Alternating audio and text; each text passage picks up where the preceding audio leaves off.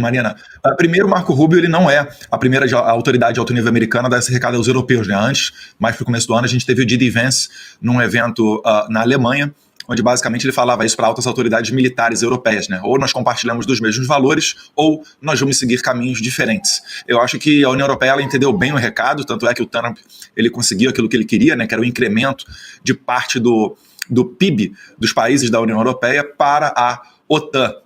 E isso daí mostra que o Trump ele tem sido vencedor em todas as disputas que ele entra. E o que eu vim fazer aqui, Marina? E a gente, graças a Deus, conseguiu atrair a atenção do Trump, do secretário Marco Rubio e das autoridades americanas. Eu vim aqui denunciar aquilo que toda pessoa normal no Brasil, toda pessoa intelectualmente decente, consegue enxergar, né? É que não é normal você prender em massa 1.500 pessoas e jogar elas até 17 anos na cadeia como se fossem terroristas, né? Algumas delas com mais de 70 anos de idade, deficientes físicos que estão sendo presos sob alegação de risco de fuga. Enfim, morte do Clezão.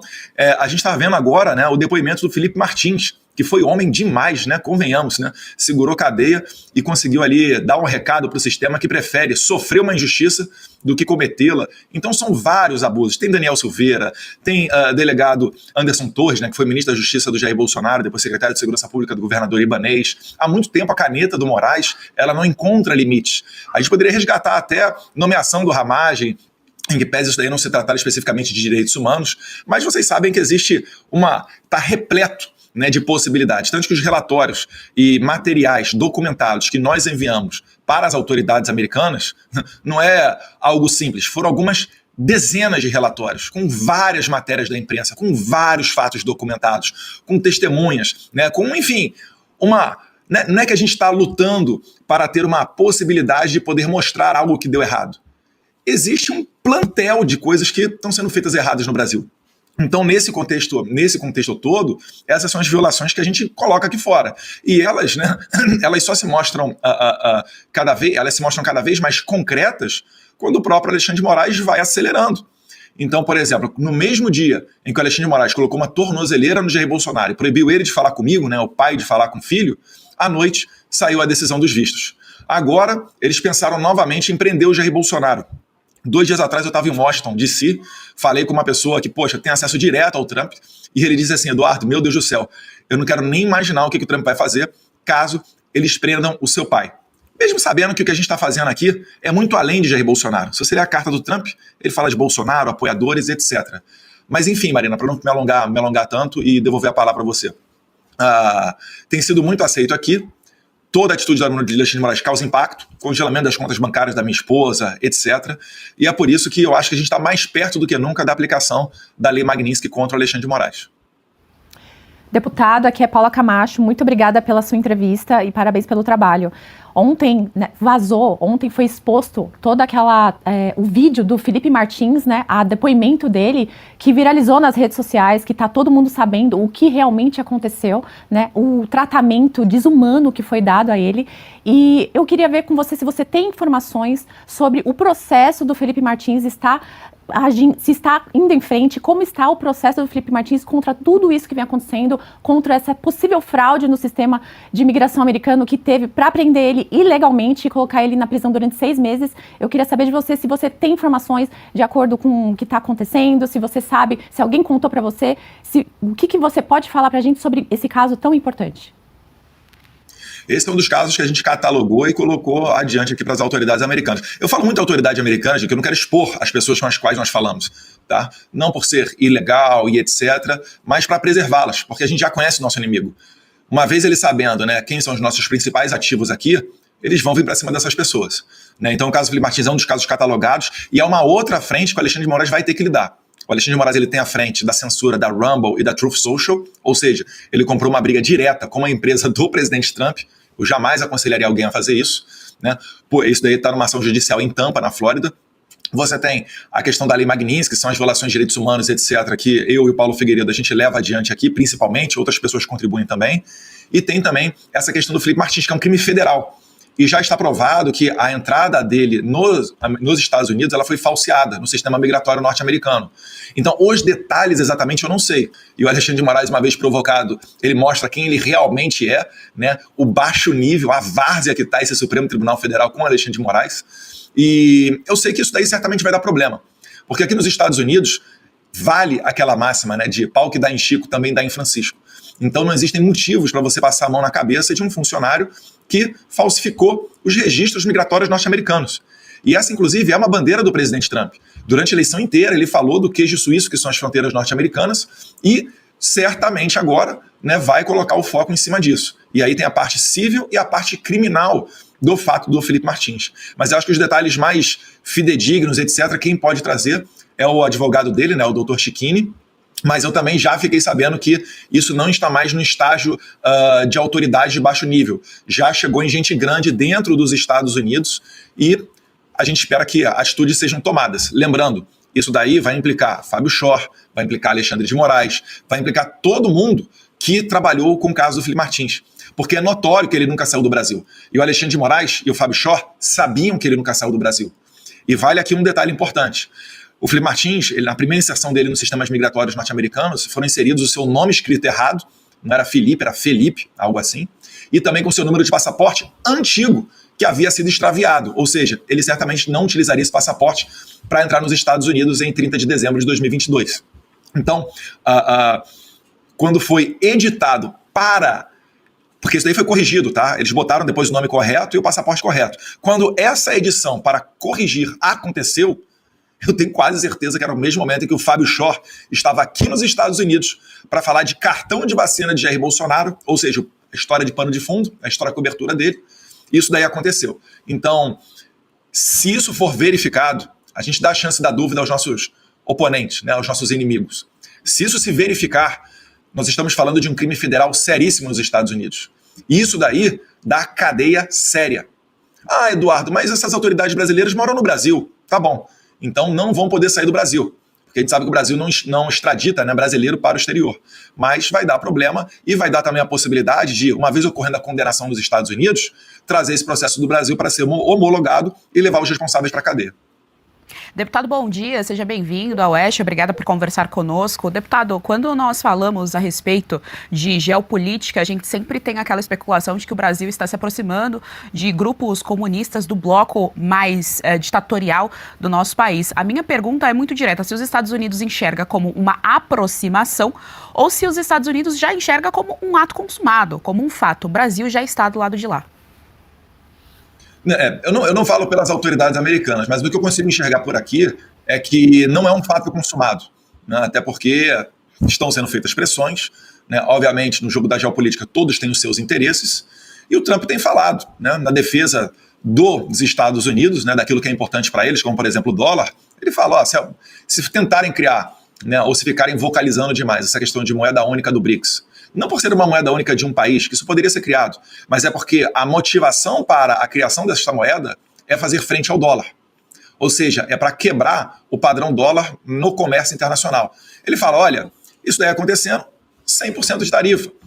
O Brasil já recebeu navios de guerra do Irã que foram sancionados pelos Estados Unidos. Se isso ocorresse hoje, eu tenho certeza, o Trump tomaria uma atitude muito forte, tal qual ele fez nessa tarifação, nessa tarifa de 50%, que a gente chama de tarifa Moraes, porque a questão não é econômica, não é comercial, ela é sim de uma crise institucional. O Trump deixou isso claro na carta dele. Ele vem trazendo ali no primeiro parágrafo, ele abre com Jair Bolsonaro, os seus familiares, os seus apoiadores. Depois ele fala de questão de eleições limpas. Na sequência, ele comenta ainda a nova decisão do STF das Big Techs. Acho que vocês vão lembrar, né, a porta-voz extraoficial do STF, dizendo que ocorreu uma reunião, o ministro Cássio Nunes alertou para essa possibilidade de sanção, e o Alexandre de Moraes e o Gilmar Mendes foram enfáticos em dizer, não, isso aí é coisa do Brasil, vamos decidir aqui nós. É coisa do Brasil que impacta principalmente empresas norte-americanas. O Trump, ele é um businessman, ele é um empresário norte-americano. É uma das coisas que ele vai mais tratar com atenção, é justamente esse tipo de situação. E ele não vai querer ser desmoralizado no Brasil e permitir que outros países desmoralizem os Estados Unidos também. Então, quando ele fala da questão das Big Techs, ele está falando de censura, obviamente, né, respaldado na primeira emenda norte-americana, mas ele também está advogando em favor do interesse das empresas americanas. É os caras que sentam no café com ele, são as pessoas que são grandes doadores de campanha dele. Então, é inimaginável que o Alexandre de Moraes e o Gilmar Mendes possam querer bater de frente com um inimigo tão poderoso. Isso não é submissão, não, gente. É porque bater de frente com esse tipo de pessoa, isso vai trazer prejuízos para todos os brasileiros. Vocês acham que eu gostaria que fosse implementada uma tarifa de 50% contra o Brasil? Eu estava advogando a favor de uma sanção em cima do Alexandre de Moraes. Mas o Trump ele tem um arsenal na mesa dele. E podem ter certeza, ele não utilizou desse arsenal todo. E caso venham, talvez até hoje, quem sabe, né, Deus queira, a Lei Magnitsky no Alexandre de Moraes, isso só vai ser mais um capítulo dessa novela. Não será o último.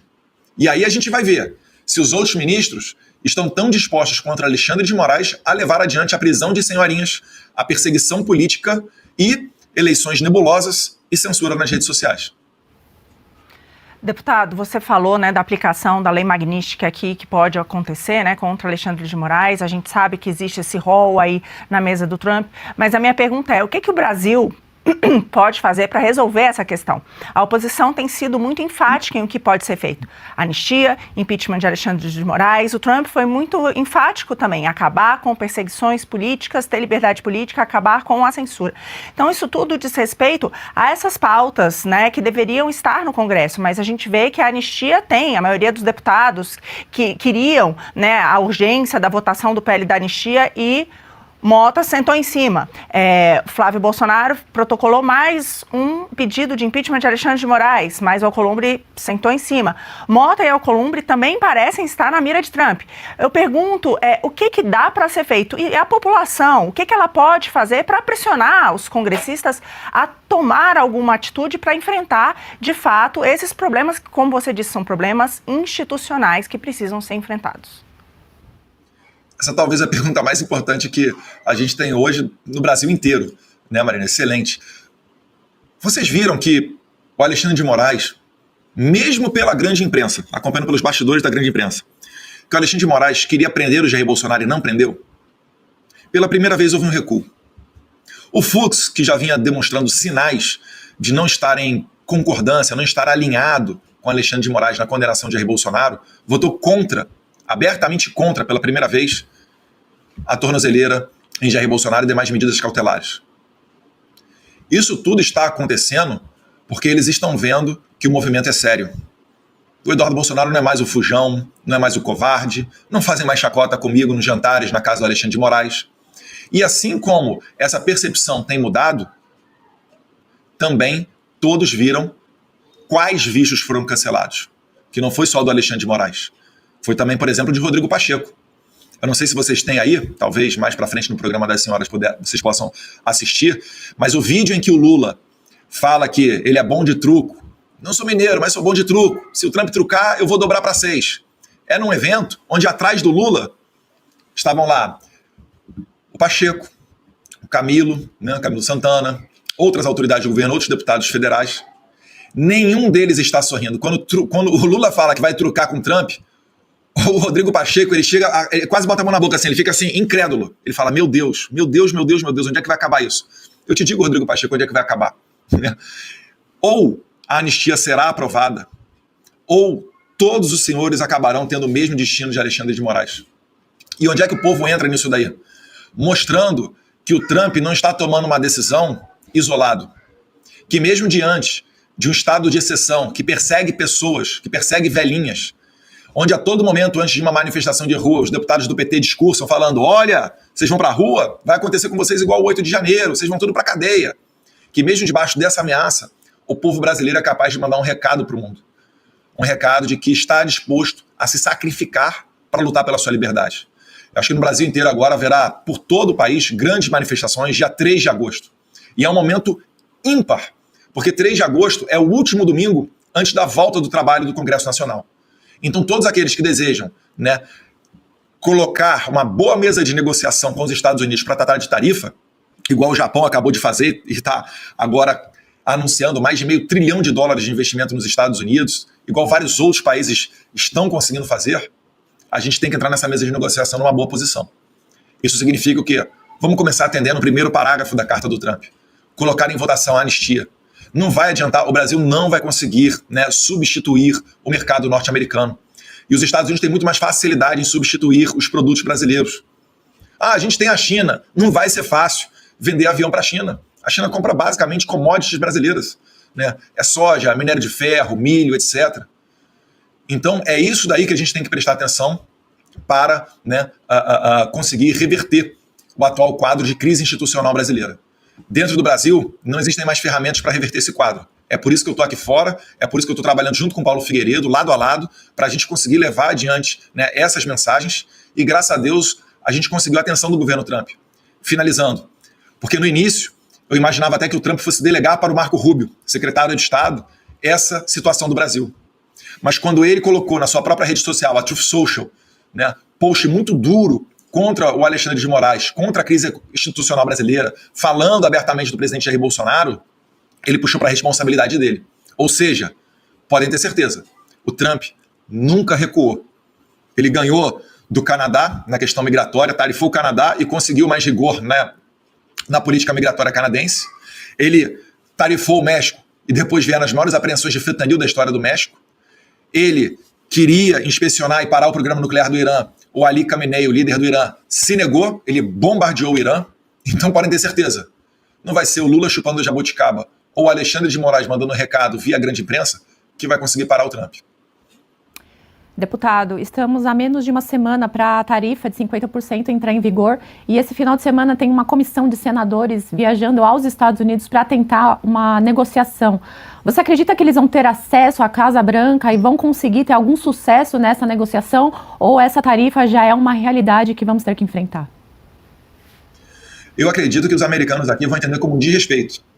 Porque se eles encontrarem com alguém do governo, é uma pessoa subordinada ao presidente Trump.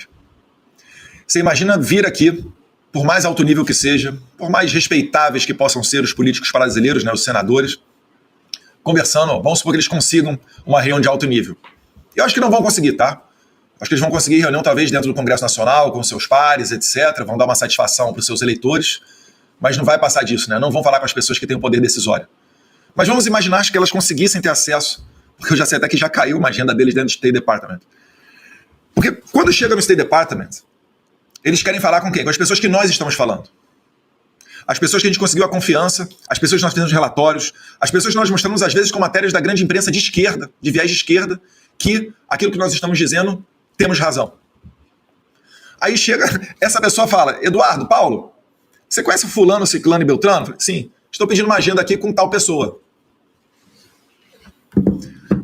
Tem até parlamentar do partido do Lula. Eu não estou entrando no mérito de quem são, do passado deles, nem nada não. Mas um americano aqui, ele vai olhar para isso e vai falar, bem, o cara é do partido do Lula. O Lula está chupando jabuticaba. O Lula está falando que vai trucar. O Lula está adorando essa história toda. O comandante da sua política internacional, Celso Amorim, né, que prefaciou o livro do Hamas, está cantando musiquinha Quem Tem Medo do Lobo Mau. Vocês acham que o meu chefe, o presidente Trump, né, aí eu estou me colocando no lugar da autoridade americana aqui, porque depois vão fazer corte, já imagino. Vocês acham que ele vai receber de bom grado isso, sem que antes nós tenhamos tentado cumprir um dos 4 pontos da carta dele para o Lula? Eles vão tomar isso como desrespeitoso. Porque os pontos do Trump, ele não está exigindo nada demais. Ele está exigindo o quê? Uma normalidade democrática. Quem é que é contra soltar presos políticos? Quem é que pode ser contra eleições limpas e transparentes? Quem é que pode ser contra, né, cada um dizer o que puder na internet e ser individualmente responsável por aquilo? E não um novo modelo de censura que responsabiliza a empresa por aquilo que o usuário diz. Quem é que pode ser contra isso, gente? Aí os senadores vão vir aqui, vão se encontrar com autoridades americanas. Por que eu sou favorável nesse ponto? Eu discuto com o Paulo Figueiredo e eu acabei sendo voto vencido. Por que eu sou favorável que eles encontrem com as autoridades americanas? Para eles receberem uma mensagem dura e entenderem que o que está sendo feito aqui não é brincadeira, não é uma questão comercial, é uma questão de se tratar de solucionar uma crise institucional. O Trump fala a todo momento, meu Deus do céu, será que não tem assessores nesses gabinetes que consigam traduzir a carta do Trump para português? Ou sequer português eles entendem, porque a área ocidental do State Department tem enviado mensagens em português. A embaixada americana ontem estava retweetando o Darren Betts, que é uma pessoa altamente relevante, se não o principal agente da Lei Magnitsky dentro do State Department, que estava tweetando e falando. Será que não consegue entender isso? Porque o americano já mandou vários recados.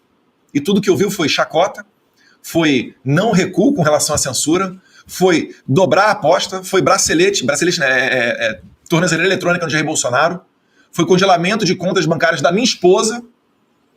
Para finalizar aqui, eu estava ontem, né, Geisiane, Paula e Marina, eu estava dando uma entrevista pro Real America's Voice, o grande portal aqui de comunicação. No final da entrevista, obviamente estava tratando de Alexandre de Moraes, no final da entrevista a pessoa falou: Eduardo, que lamentável o que está acontecendo com seu pai.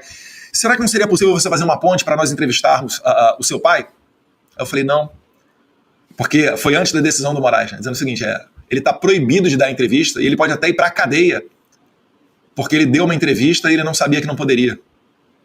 O americano ele fica sem entender, ele fica assim, olha, desculpa, vocês estão um nível abaixo da Venezuela. Então é por isso que o Trump está tomando essas decisões todas de maneira tão emergencial e de maneira tão contundente. Se nós deixarmos para depois, se o sistema se consolidar, aí não adianta mais sanção, remédio diplomático, pode sancionar em 1000%, que aí realmente nada disso aí vai adiantar. Nós queremos evitar que esse momento chegue, né, e a gente quer abrir uma boa mesa de negociação. Deputado, nós somos mais de 26 mil telas.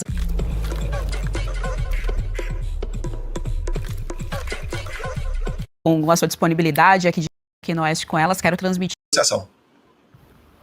Deputado, nós somos mais de 26 mil telas aqui no Oeste com Elas. Quero transmitir ao senhor aqui o carinho da audiência. A audiência está super feliz com a sua disponibilidade aqui de tempo e agradecer também a nossa audiência. Lembrar aqui a nossa audiência que nós estamos no ar segunda a sexta a partir das 10 da manhã, Oeste com Elas, então, aqui na Revista Oeste. Deputado, a gente sabe também que teve um pouco de ruído em relação à sanção Donald Trump, o tarifaço ali de 50%, especialmente nos empresários. A gente sabe que isso mexe bastante com o nosso empresariado e com o nosso agronegócio. Gostaria de ouvir do senhor algum recado para essa classe, se o senhor tem algum recado. Alguns ficaram muito incomodados, alguns acharam que foi uma medida descabida. Gostaria então que o senhor passasse algum recado aos nossos empresários. Primeiro, né, leiam todos os livros do Trump. Aprendam que o que ele está fazendo não é nada de extraordinário. É tudo que ele sempre fez nas décadas dele enquanto empresário. Ele estressa a situação para entrar numa mesa de negociação de uma maneira mais confortável. E ele sabe que quando ele dá uma sacolejada no tabuleiro, primeiro as pessoas negam, né? Depois elas acabam aceitando, e daí sim, né, ela vai acabar entrando na mesa de negociação. O Brasil está chegando perto desse momento da aceitação. Muita gente achando que daria para postergar as tarifas, agora elas estão entendendo que a coisa é para valer. Até porque o Trump ele já postergou no passado a tarifa com relação a outros países, mas era quando estava se tratando apenas de questão comercial. No Brasil tem um conteúdo de crise institucional liderada pelo Alexandre de Moraes. É por isso que eu falo muito no Moraes e deixo um pouco de lado o Lula. O Lula é coadjuvante. O Lula, ele é aquele bêbado da rua, sabe? Você vai comprar pão, aí tá lá, 7 da manhã, o cara do outro lado da rua lá gritando, te xingando, mas é só o bêbado da rua, ninguém dá muita importância para esse cara, não.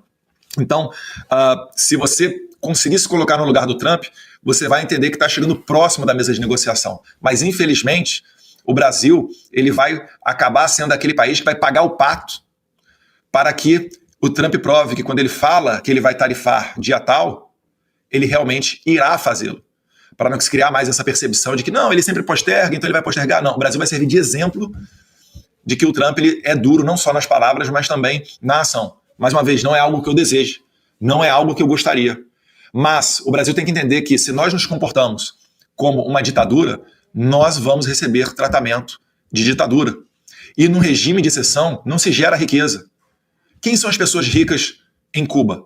Quem são as pessoas ricas na Venezuela? São só os agentes do governo. É só o rei e os amigos do rei. Na Venezuela, só o Maduro que está gordinho. Então, brasileiros, nós temos que entender o seguinte, nós estamos num momento crucial, onde, graças a Deus, o presidente da maior potência econômica e bélica do mundo está tendo atenção com o nosso país. Por quê? Nós estamos prestes a escolher 2 caminhos. O caminho de Cuba e da Venezuela, onde os senhores serão, né, eternamente escravos, vão trabalhar para pagar altos impostos, para sustentar as viagens do Lula, né, com a Janja, a sua eterna lua de mel, para resgatar a corrupta do Peru, como a ex-primeira-dama Nadine, que foi trazida para o Brasil. Isso sim, uma violação, uma interferência em outro país, no judiciário, ou se a gente vai estar disposto ao sacrifício pessoal para salvar o nosso país inteiro. Essa guerra extrapola até a questão da anistia, para soltar aquelas senhoras, para permitir que todos os exilados possam retornar para o país. Ela vai ser decisiva para as próximas décadas no Brasil. A gente vai decidir aqui se eu vou poder entrar ao vivo na Revista Oeste, ou se daqui a pouco as portas da Revista Oeste serão fechadas. Porque vocês já viram que Alexandre de Moraes não tem limites. E eu sei que ele está disposto a tudo. Agora o que eu quero saber é, Gilmar Mendes está disposto a tudo? A sua esposa Guiomar está disposta a tudo? Será que o Zanin e o escritório do Zanin Advogados está disposto a tudo? Isso é o que a gente vai ver. Se vai ser preciso, né, como o Paulo Figueiredo diz, queimar a floresta inteira para pegar lá o monstrinho da Birmânia, ou se nós teremos autoridades racionais, ponderadas e responsáveis para evitar que a gente chegue a esse ponto. Empresários brasileiros, é hora de, em massa, fazer pressão contra o Alexandre de Moraes, bater na porta do STF e do povo ir para as ruas, principalmente, né, dia 3 de agosto, além de outras eventuais manifestações. Deputado, aproveitando o seu ensejo, Lula disse isso da própria boca, né? Que ele não consegue governar mais sem o STF. Então, não é a gente que está dizendo, foi o próprio presidente Lula que disse essas palavras. E a gente sabe que o Brasil está sofrendo um regime de tentativa de censura já desde 2019, né? Você falou da Revista Oeste e, de fato, tentaram censurar a Revista Oeste, inclusive ele deu uma ordem, né, para o seu assessor de usar a criatividade, né, quando se tratava das formas de poder censurar ou não a revista. Então isso é muito grave. E o STF foi muito interessante, porque o Trump tomou essa decisão dias depois da decisão do STF, que é uma decisão muito arbitrária, de censura que não tem nem ditadura, porque você não sabe quem é que vai mandar derrubar o seu post, se é o ditador ou não. As próprias redes vão ter que fazer isso com medo de sofrerem multas. Eu queria ouvir do senhor a respeito disso. Essa questão da censura, eu vejo que tanto a questão da anistia, ela se encarrega do ponto da perseguição política, mas nós temos também aqui no Brasil um receio muito grande da questão da censura. Inclusive você, uma das opções seria talvez vir para o Senado, porque via isso como algo muito relevante, mas a gente tem muito receio sobre as próximas eleições, né? Como é que a gente vai chegar lá? A direita vai ter alguma voz nas eleições de 26, e isso passa por essa questão da censura. Então, eu queria te perguntar o que pode ser feito a esse respeito. Essa é uma pauta também que é uma das pautas que o Trump está pressionando o Brasil a reverter, não só pelo aspecto comercial, porque você bem disse, Marina, isso vai trazer multas contra empresas americanas devido à conduta de terceiro, algo que é vedado na nossa Constituição, né? E se você achou que foi ruim a eleição de 2022, se prepare, porque em 2022 foram cerca de 100 perfis conservadores que foram derrubados através de ordens do Alexandre de Moraes, e que depois, através do relatório do Jim Jordan, né, presidente da Comissão de Justiça aqui dos Estados Unidos, ele fez um relatório de cerca de 500 páginas, a gente viu que o Alexandre de Moraes mandava a ordem do TSE, ele mandava a ordem para a plataforma de rede social derrubar os perfis, não colocava justificativa, e ainda dizia para a plataforma de rede social não informar ao usuário derrubado que a ordem estava vindo dele. Ou seja, ela acabava por completo com qualquer possibilidade de defesa. Porque o usuário bloqueado não podia nem ir à justiça e dizer, olha, o meu perfil foi derrubado por causa disso, o que eu estou negando aqui, né? Eu não fiz nada, nenhuma conduta criminosa. E segundo, ele não saberia nem para quem endereçar, porque ele não sabia que estava vindo o Alexandre de Moraes. Olha que loucura. Mas se você reclamou desse modelo, se prepare. Porque a decisão do STF de responsabilizar a rede social por conteúdo de terceiro, ela vai dar poder a qualquer juiz do Brasil, e aí eu acho que são 18 mil juízes pelo país inteiro, para que na eleição do ano que vem eles derrubem o seu perfil. São 18 mil potenciais Alexandrinhos de Moraes que vão servir e receber demandas da banca de advogado, de PT, PSOL, porque eles têm isso. Eles vivem à base de bilhões de dinheiros públicos, eles foram regados com o dinheiro da USAID, eles são regados via Secom do Lula, porque tem uma parte da imprensa que agora fala não, são centenas de milhões aqui no novo projeto de comunicação do Lula, reunião com youtubers. Se o Bolsonaro tivesse feito 0,001% disso, ele estaria na cadeia durante 300 anos, com as narrativas de milícia digital, gabinete do ódio. Até hoje eu quero saber do Alexandre de Moraes o que é milícia digital. Né? O inquérito aberto em 2019 das fake news está aberto até hoje e nunca mostraram pra gente. Eles só acusam, não descem nos detalhes. Acusam a gente de fake news, não falam qual é a fake news. Mas enfim, indo para a eleição dessa maneira, a direita vai ter muitos problemas para eleger os seus candidatos. Porque vai ser censura a todo momento e vocês não vão nem na Revista Oeste dar conta de notificar, de noticiar todas elas. Então certamente vai ser uma eleição onde o pêndulo vai estar favorecendo a esquerda e o marreta do Estado vai estar em cima da direita. Nesse contexto é que o Trump quer atuar. Se nós chegarmos numa eleição, nessa caixa preta que a gente utiliza de um processo 100% eletrônico, onde a direita não vai ter a possibilidade de falar, Vocês lembram, né? Vídeo do Nicolas censurado, eu e Flávio Bolsonaro, assim como vários outros, tivemos que apagar as nossas postagens relacionando Lula a Nicolás Maduro, ou falando que o Lula era a favor do aborto, etc. Nós chegarmos numa eleição assim, você não precisa ser especialista em saber, em conhecer um pouquinho do Donald Trump. Ele não vai reconhecer a eleição brasileira. E aí, o povo brasileiro vai ter saudade da tarifa Moraes de 50%. Conseguem compreender que o que eu estou falando não é algo surreal da minha cabeça? O que eu estou falando é uma possibilidade altíssima de ocorrer se nós não consertarmos essa situação agora. Quando eu digo nós, é porque eu aqui, junto com o Paulo Figueiredo principalmente, mas muita gente ajuda, né? Alan dos Santos, Ludmila Lins Grilo, várias outras pessoas, o Grupo IES Brasil, né? Com o Mário, a Lara. Se a gente aqui não conseguir, o que a gente aqui está conseguindo é dar armas para as autoridades brasileiras irem a campo. Que armas que são essas? O retorno da harmonia entre os poderes. Se o Alexandre de Moraes parar de ameaçar os congressistas brasileiros, igual ele fez para a manutenção da prisão do Daniel Silveira, eu tenho certeza que o Hugo Mota pauta e a gente aprova a anistia. Seria excelente disso acontecer. Eu não consigo entender, ou melhor, até consigo, por que o Alexandre de Moraes se agarra tanto e não permita que o Congresso trabalhe livremente. E aí ele reclama quando chamam ele de gangster. Eu acho que gangster ficou até algo eufemista para o Alexandre de Moraes, algo suave. É só isso que a gente quer fazer, mas tem muita esperança que nós não chegaremos numa eleição do ano que vem predominantemente marcada pela censura. E para finalizar, o Trump também está agindo porque ele sabe que foi criado um novo modelo de censura com a decisão do STF. Algo semelhante, mas não completamente igual ao modelo chinês. E tem a possibilidade disso ser exportado para os outros países. Então o Trump vai punir exemplarmente o Alexandre de Moraes e outras autoridades brasileiras na medida, né, para tentar evitar a exportação do novo modelo de censura brasileiro. Deputado, eu gostaria que o senhor atualizasse a nossa audiência qual é o futuro do seu mandato. Se o senhor pretende ficar muito mais tempo nos Estados Unidos, se tem um prazo para isso, se o senhor pretende abrir mão e se inclusive pretende se candidatar ao Senado ou algum outro cargo ano que vem. Como que fica essa situação, tendo em vista que o senhor foi o terceiro mais votado do estado de São Paulo com mais de 700 mil votos? Boa pergunta. O meu mandato, na verdade, não é o que traz grandes preocupações para mim, né? Eu já disse que eu estou disposto a abrir mão do meu mandato. Mas eu já adianto que, dentre as possibilidades que eu possa tomar, eu não vou renunciar. Eu quero que o sistema seja, mais uma vez, forçado a mostrar que está disposto, né, a cassar o meu mandato para que isso daí ocorra. Então, dentre as possibilidades, né, que eu tenho, uma das que mais estão ventilando é a que eu comece a tomar faltas a partir de 4 de agosto. Tá? Isso daí pode realmente até ocorrer, mas existem outras possibilidades que eu possa lançar mão. Então eu tenho meu mandato pelo menos até ali final de outubro, mais ou menos. Isso se Alexandre de Moraes não tiver poderoso ainda acelerar e obrigar o Congresso a cassar o meu mandato. E eu vejo que só existe uma possibilidade de eu voltar ao Brasil, que é sancionando Alexandre de Moraes e segurando o seu ímpeto ditatorial, que é amparado por outros ministros da corte, né, nos bastidores. Isso ocorrendo, eu posso retornar ao Brasil. Existe uma via aberta para o Jair Bolsonaro não ser preso e poder se candidatar, e nesse cenário eu viria candidato a senador. Então, é o cenário que eu vislumbro.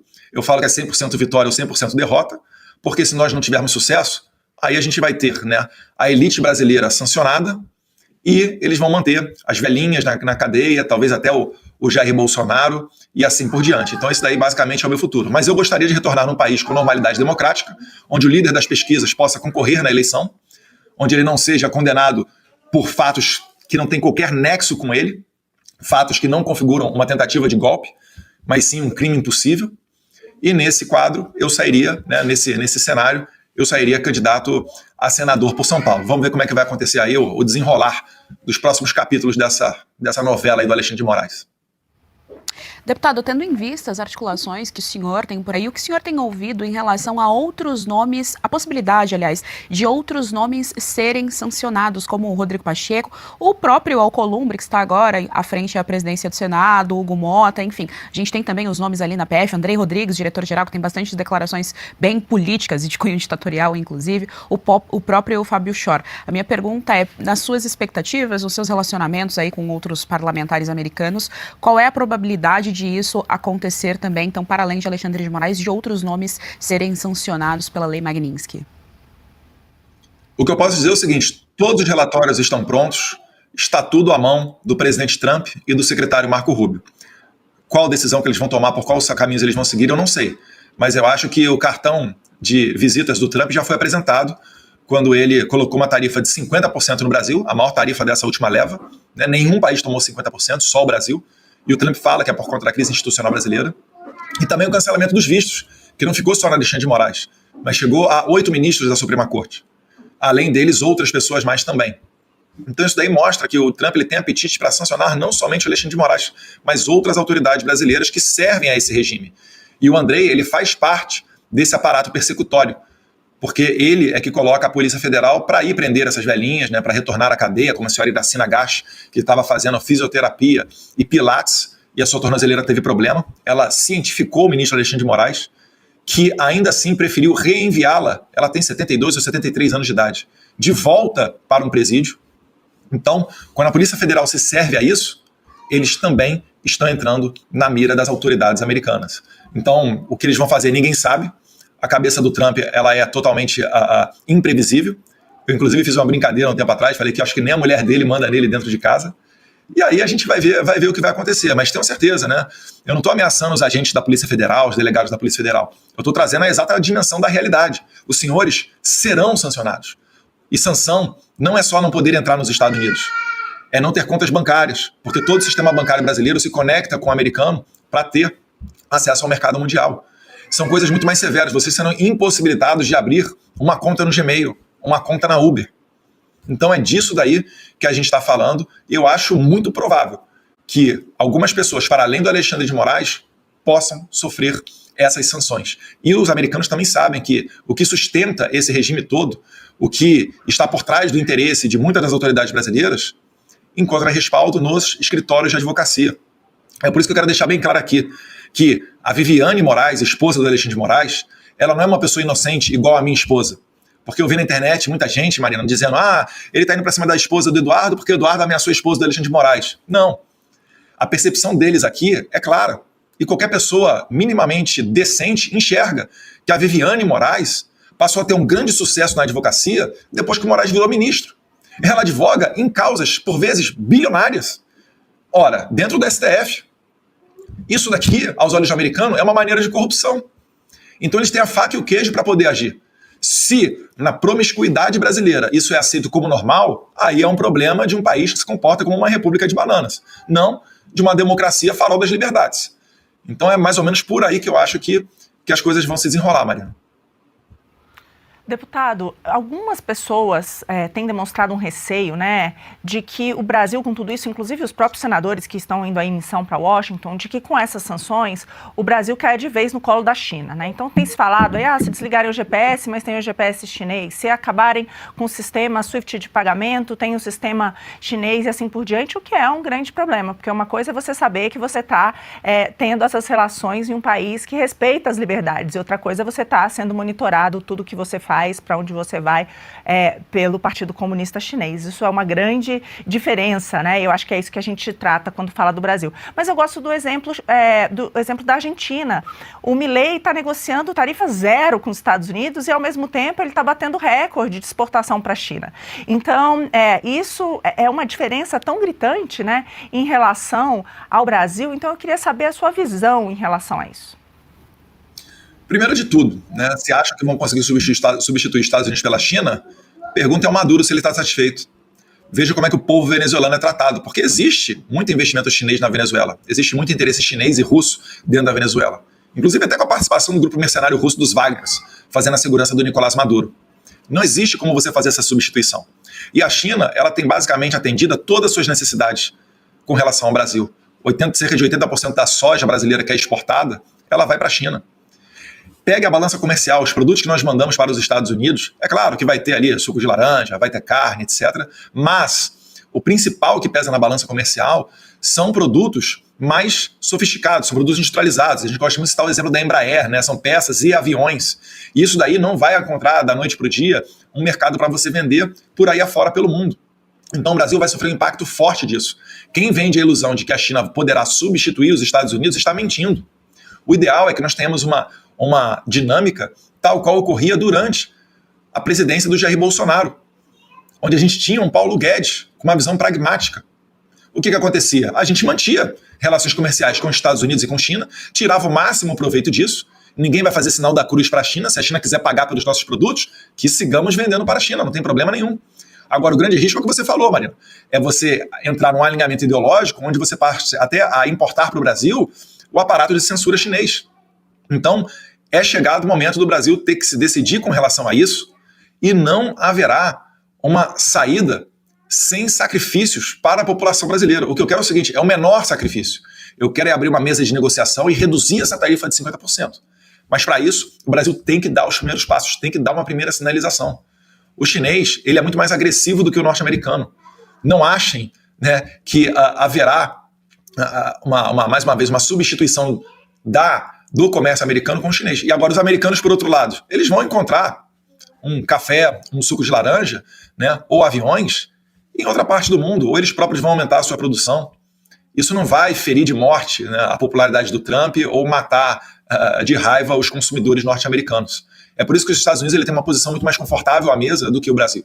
E se o Brasil seguisse o exemplo do Milei, né, que certamente estaria ocorrendo caso, né, não tivéssemos o Lula, aí um ex-condenado na presidência, a gente também estaria negociando tarifas de 0%. Né? O Milei ele é muito simpático ao presidente Jair Bolsonaro, já estiveram juntos, Bolsonaro foi na posse dele.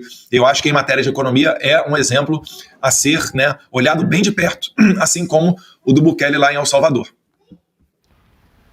Deputado, recentemente o seu irmão e também senador Flávio Bolsonaro, ele protocolou um novo pedido de impeachment contra Alexandre de Moraes lá no Senado. Diante dessa atualização, né, eminente da Lei Magnitsky, que está aí, possivelmente pode pegar tanto a Alcolumbre quanto o Mota, você acredita que eles podem colocar em pauta e pode ir para frente esse pedido de impeachment? Tem uma possibilidade, sim, mas eu acredito que uma vez que seja aplicada a Lei Magnitsky contra o Moraes, outros pedidos vêm. E eu quero colocar o presidente do Senado, Davi Alcolumbre, confortável para pautar o impeachment do Alexandre de Moraes, né, confortável para tratar da questão da anistia, até porque o Alcolumbre já reclamou publicamente da intervenção da STF dentro do Congresso Nacional, sugerindo que tem que ser debatido um novo modelo, uma nova lei ou algum gatilho para você evitar que tudo que o Congresso decida, quem venha a dar a última palavra seja o Supremo Tribunal Federal. E eu relembro aqui que quando o Rodrigo Pacheco perdeu o visto, foi porque ele não pautou nenhuma das dezenas de pedidos de impeachment que chegaram à sua mesa. Ou seja, ele fez parte desse aparato que sustentou o regime brasileiro. O Davi Alcolumbre, ele não está nesse estágio ainda, mas certamente ele já está aqui no foco do governo americano. Ele tem a possibilidade agora de não ser sancionado, de não acontecer nada com o visto dele e etc., se ele não der respaldo a esse regime. E também o Hugo Mota, porque na Câmara dos Deputados tem a novidade da lei da anistia. O impeachment de ministro fica a cargo da presidência do Senado. A anistia fica a cargo do presidente da Câmara. E eu tenho certeza que o Davi Alcolumbre e o Hugo Mota não são pessoas iguais ao Alexandre de Moraes. E eu tenho certeza que se o Alexandre de Moraes for isolado e parar de ameaçar os parlamentares, tanto o Hugo Mota quanto o Davi Alcolumbre poderão tomar decisões racionais, porque eles não querem que o Brasil seja taxado em 50%. Eles estão buscando uma saída para isso. No entanto, eles estão dentro do Brasil e não têm ainda a liberdade de fazer tudo aquilo que eles gostariam. O Hugo Mota recebeu a visita da Polícia Federal a mando do Alexandre de Moraes, né, a visita à prefeitura e à residência do seu pai, que é prefeito numa cidade interior lá do Nordeste. Agora a gente viu uma operação da PF, se não me engano, contra o tio do Davi Alcolumbre. Então, quando a gente fala que a PF, que o destacamento da Polícia Federal que fica sob o comando do Alexandre de Moraes é uma Gestapo, né, e a polícia da Alemanha, né, da Guerra Fria, você não está falando, você não está exagerando, você está falando que eles cumprem essas ordens independentemente de serem legais ou não. Então é isso daí que a gente tem que evitar. Né? Agora, o Davi Alcolumbre e o Hugo Mota, eles têm que prestar atenção no que está acontecendo aqui. Né? Eu estou mandando várias mensagens, vários recados, não sou garoto de mensagens de ninguém, mas a minha percepção do que eu tenho olhado aqui, e convenhamos que eu e o Paulo Figueiredo, a gente tem trazido informações muito mais fidedignas do que outras pessoas, é o que está realmente se passando. Se o Brasil não conseguir pautar a anistia, se o Brasil não conseguir, de repente, ainda que no segundo passo, pautar o impeachment do Alexandre de Moraes, a coisa ficará ruim. E o Alexandre de Moraes, ele pode perfeitamente renunciar, ele pode virar professor numa universidade europeia, ele pode, sei lá, falar com Lula, vir embaixador num país qualquer, isso não me importa. Se ele estiver fora da Suprema Corte, eu tenho certeza que isso vai ser um favor até para o próprio Supremo Tribunal Federal. Que Deus ilumine a cabeça do Hugo Mota e do Davi Alcolumbre. Deputado, o senhor falou aqui ao longo da entrevista bastante do nome do Paulo Figueiredo, né, que é o jornalista que está aí junto com o senhor em todas as articulações junto ao governo americano. Nos últimos dias, a gente viu também algumas publicações em rede social do Paulo Figueiredo em relação ao Nicolas, e isso gerou na direita brasileira um pouco de receio, ser algum racha, algum desentendimento, enfim, já que estamos com um trabalho tão bem realizado aí fora por vocês, a direita brasileira, no geral, ficou um pouco de receio do famoso racha, deputado. A minha pergunta é justamente nesse sentido. Se há algum impasse, se isso já foi resolvido, porque, afinal de contas, estamos aí próximos de algumas resoluções mais efetivas para a ditadura imposta pelo judiciário aqui no nosso país. Geis, muitas vezes, quando até um parlamentar tem problema com visto americano, ele me procura. Né? Por quê? Porque eu sou tido como uma pessoa que é a referência nessa parte internacional. Né? E realmente tem muitas portas abertas e excelentes relacionamentos. O Nicolas, a área dele é a comunicação. Ele é, de longe, o maior perfil da rede social entre os parlamentares em número de seguidores. Ele é a voz que é mais escutada. Ele é um cara que sabe os gatilhos e sabe os caminhos para você fazer viralizar um vídeo. Então, na nossa percepção, eu acho que é difícil que ele não tenha a exata dimensão daquilo que está sendo tratado aqui nos Estados Unidos e que isso é vital para nós conseguirmos resgatar a democracia brasileira, porque ela não vai ser resgatada através das ferramentas internas que nós temos no Brasil.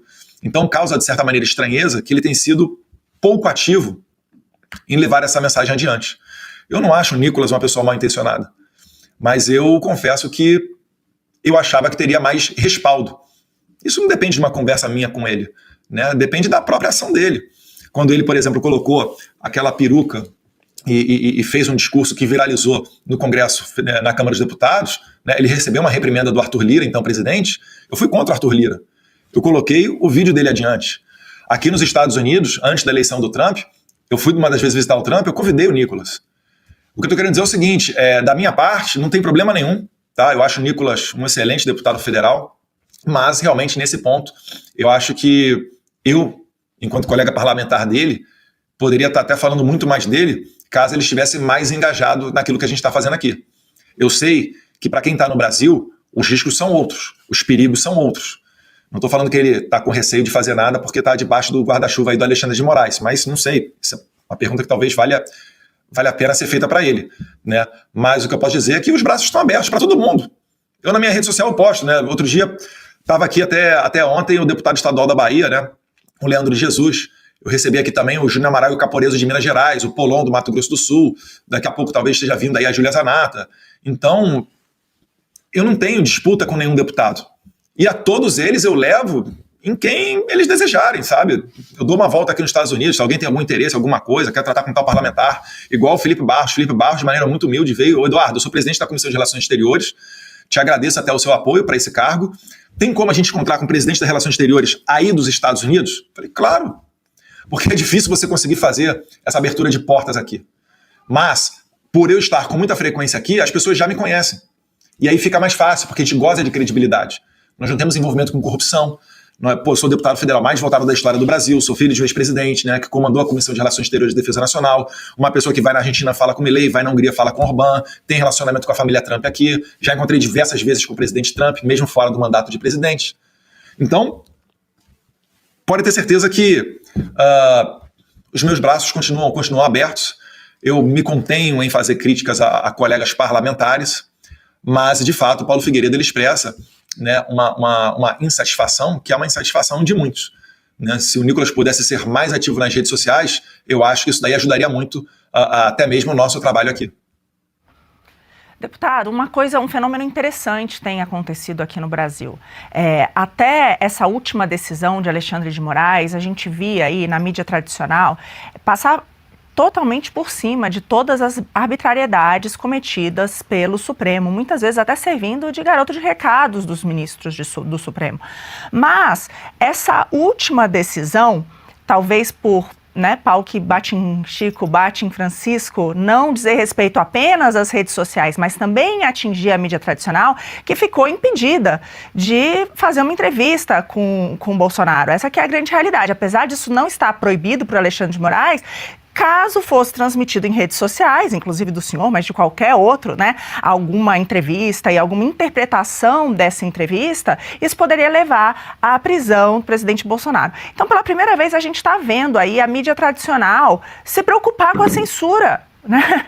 Quem pensou? Isso tudo que está acontecendo no Brasil desde 19, que inclusive foi aplaudido pela primeira vez, a gente vê um questionamento. Um questionamento exatamente dessas arbitrariedades. Então, era só para terminar, é um momento de um foco muito grande sobre todas as arbitrariedades do Supremo que a gente nunca teve aqui no país. E aí eu volto, né, a uma pergunta que eu já fiz, mas eu gostaria que você reforçasse esse papel que a gente tem da população. Né? Porque se o que de fato pode ser feito em relação ao Supremo passa pelo Congresso, a população tem que decidir. Por exemplo, eu vejo muitos dizendo, não, mas não tem espaço hoje para o impeachment de um ministro do Supremo. Será? Será que se Alcolumbre, ao invés de sentar, colocar isso em votação, e aí a população não pode decidir via os seus senadores eleitos o que é melhor para o Brasil, por que a gente nem coloca esse tópico, né? E deixa que a voz do povo, né, que está sendo silenciada, não só no Brasil, mas por todo mundo, né, tenha voz, né, aconteça. Então, que possa pressionar os seus representantes, mas isso não é feito aqui. Então, eu queria que você falasse um pouco disso, o que a população pode fazer a esse respeito, porque realmente, pela primeira vez, eu acho que o foco está recaindo sobre o STF, como nunca esteve aqui no país. Mais uma vez, um impeachment do Alexandre de Moraes, do ministro do STF, é diferente de um impeachment de presidente. Porque um ministro do STF, ele pode jogar o senador na cadeia. E a gente já viu que o Alexandre de Moraes não tem escrúpulos. Enquanto que um presidente, o impeachment de presidente, os senadores e os deputados, eles têm muito mais a liberdade para poder se posicionar. E aí, nesse cenário, é muito mais efetiva a pressão popular, porque o deputado e o senador, ele é sensível ao voto. É aquilo que mantém ele ali dentro daquela casa. Então, se a população for para a rua de uma maneira gigantesca, ele vai se sensibilizar, né? Então, eu acho que é o momento da gente ir para a rua. Não existe nada impossível. Muito mais bizarro é o que está acontecendo agora. Muito mais impossível seria imaginar mandar velhinhas de mais de 70 anos de idade para a cadeia e condená-las elas a até 17 anos, né, de prisão. Então, é chegado o momento das pessoas irem para as ruas. Os deputados estão começando a colocar nas suas redes sociais locais para manifestação dia 3 de agosto. Alguns eu vi também esse domingo agora, dia 26 de julho, mas eu acho que 3 de agosto é onde vão se concentrar as maiores manifestações no Brasil inteiro.